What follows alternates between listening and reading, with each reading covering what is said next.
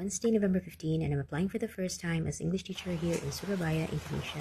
It rarely rains here, but today it is raining. I'd like to take it as a good sign. So biyaan sa nato mga labhono, no? Itong mangandam sa atong visual aid. I know it's old school, but it's actually very necessary. Andamo nato atong buhok nga pampaswerte, and of course, ang kilay, anak rapod mangilay og mulakaw na. Actually, there is a nearby school just 5 minutes away from home. But my opportunity knocks 40 minutes away, and I'd like to try this school that I'm applying. It's a Christian school.